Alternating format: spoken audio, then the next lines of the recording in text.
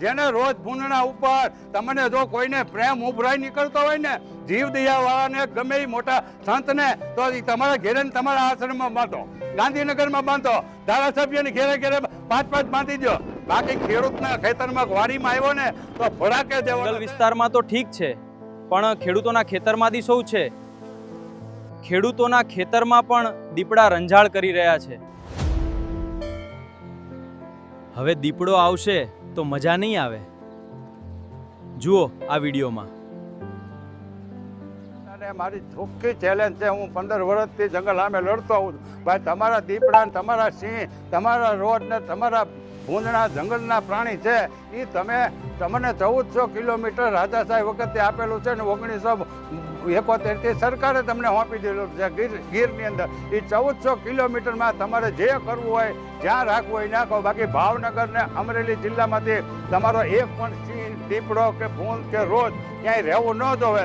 એ અઠવાડિયાની અંદર અમે અર્જુનભાઈ મંત્રીને કહીએ છીએ, પ્રવીણભાઈ માળીને કહીએ છીએ, સરકારને કહીએ છીએ અને જંગલ ખાતાને તમામને કહીએ છીએ. એના આરોપો હોય કે ડીએફ હોય કે એના મોટા સચિવ હોય, તમે ચેતી દેજો, નહીં તો અઠવાડિયા પછી જોયા જે કાં પ્રોગ્રામો થશે. મારે ભાવનગર જિલ્લામાં છીએ તમારો દીપડો ભૂંડનું રોજ કાંઈ જોતું નથી.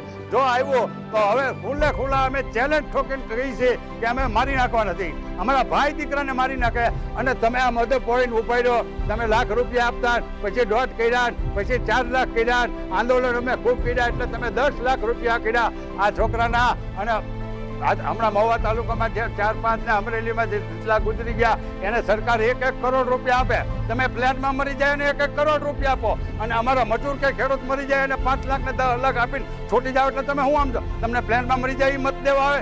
એટલે હવે દીપડા ને સિંહ મારે ભાવનગર કે અમરેલી જિલ્લામાં જોવે જ નહીં. તમારે જે કરવું હોય રાખો. 1400 કિલોમીટરની અંદર અબજો ખરવો,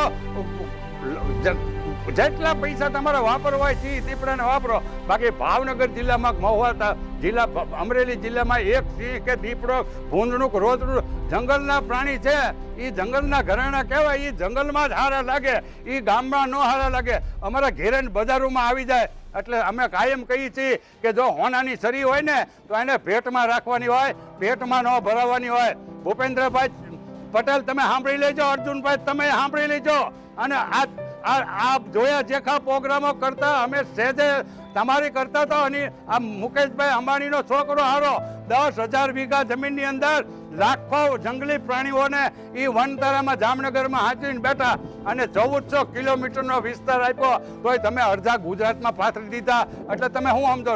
ઉઠાવી લેજો તમારા જંગલના દીપડા.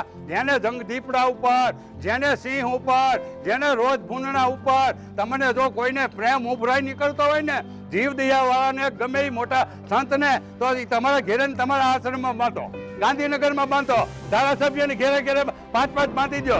બાકી ખેડૂતના ખેતરમાં વાડીમાં આવ્યો ને તો ભડાકે દેવાનો છે. તમારે થાય એ બધા કરી લેજો, થાય એ કરી લેજો. એટલે હવે અમારાથી રહેવાતું નથી. રોજ અમારા ભાઈ દીકરાને મારી નાખે, અમારા મજૂરોને મારી નાખે, અમને ક્યારેક મારી નાખે. અમારા 10-10 લીટર 20-20 લીટર દૂધ કરતા હોય એ ભેંસું ગાયોને મારી નાખે.